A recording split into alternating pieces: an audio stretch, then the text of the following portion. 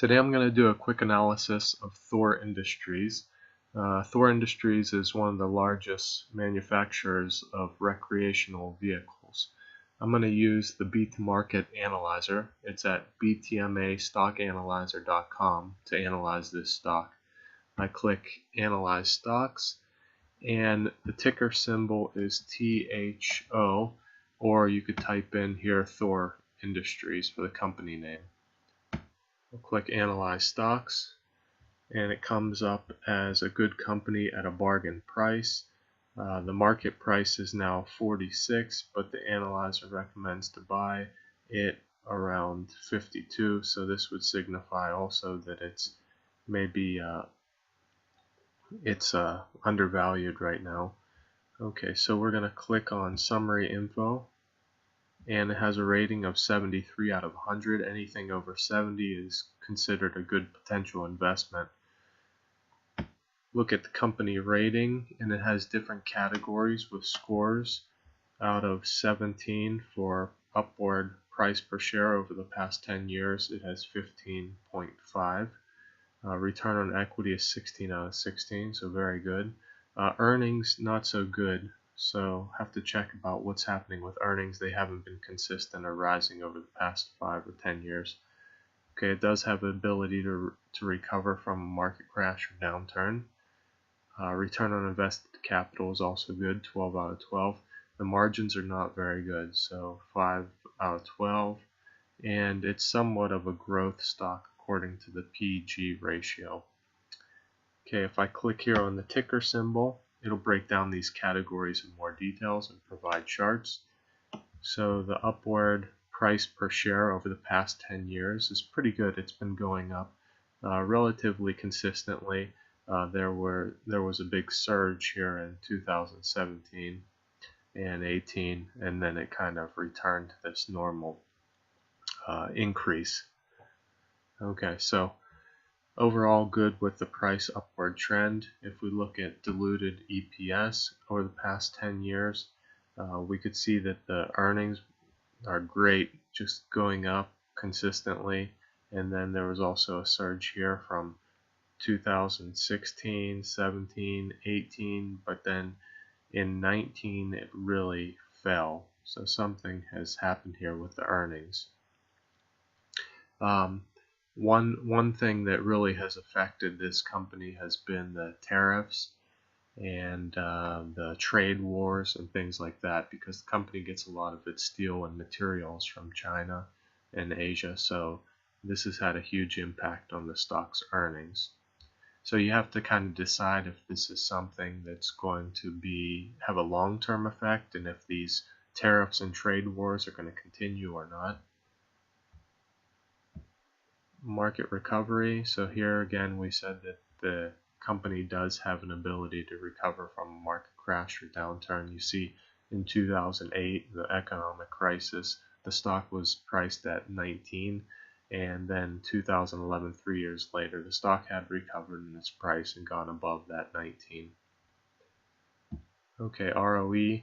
So we look for 16 and above here. If you need any help on this, you just click on the question mark and it tells you what we're looking for here. So we're looking for 16% and higher. So the ROE for this company has been good, and it's been over 16 for all these years and actually going up. But then in 2019 again, it really went down, dropped down to 6, and this is also because the earnings really fell too. So that can affect everything. Same story with ROIC. We're also looking for 16 or higher. So again, everything was fine until recently in 2019. Okay, gross margins. So the margins are pretty low here. We look for 30% and higher. So overall it's been low, but this could be typical for this industry. They do have low margins making RVs.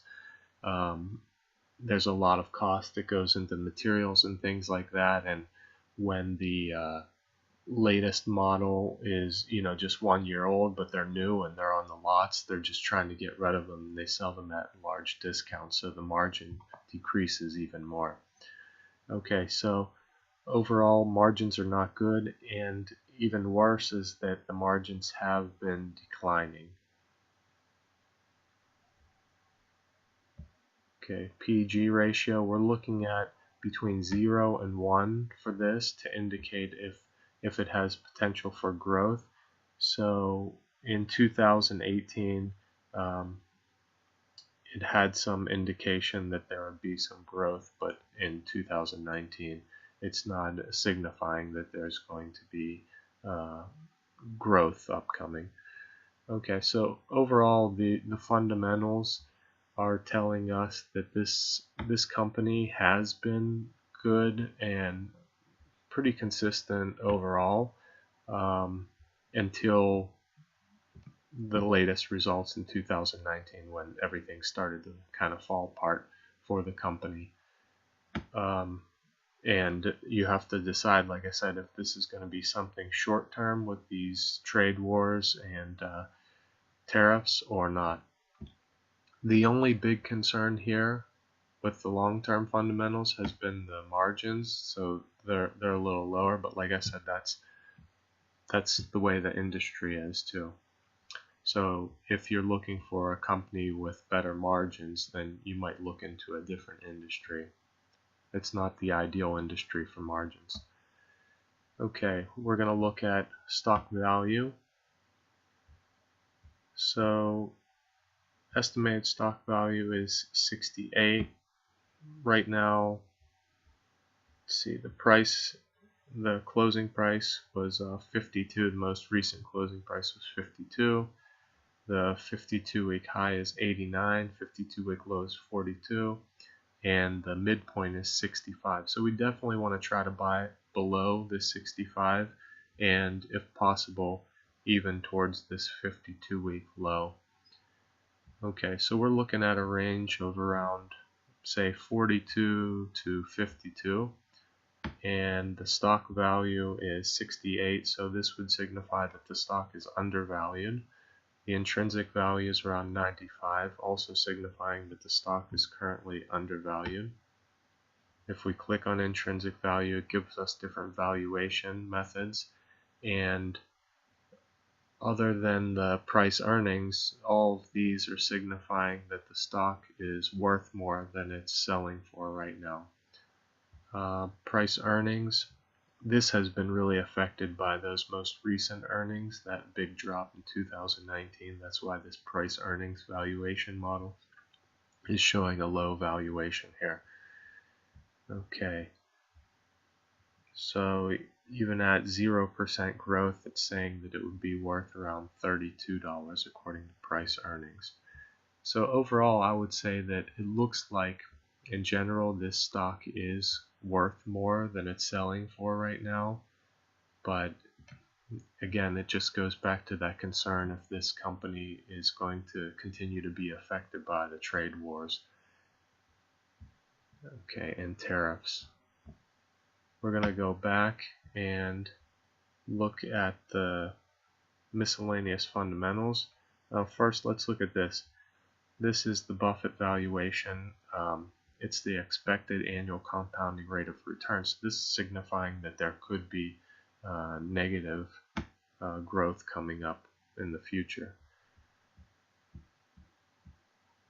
Okay, so the past 5 years, the EPS growth has been around -6, and we're expecting in the future about -9% based on the data that we have.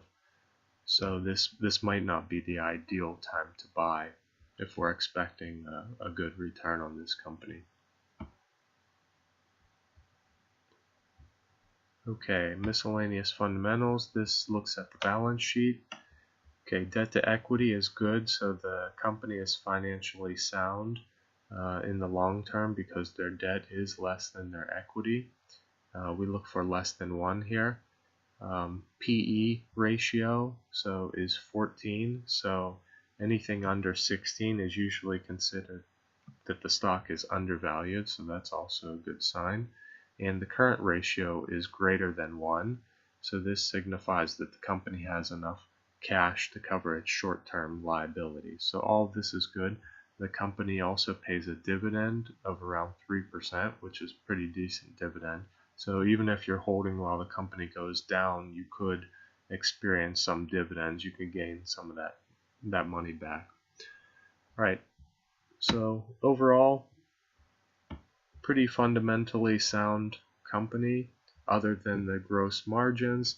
And if you're holding the stock right now, you want to look at what the long-term effect of these tariffs and trade wars will do, and if you think they're going to stick around to affect this stock longer. But I would say overall it's a pretty good stock to have and seems like a good company overall. If you enjoyed this analysis, then you could check in the video description, and you can use this same analyzer, stock analyzer. I'll put a free trial in the video description. Have a nice day.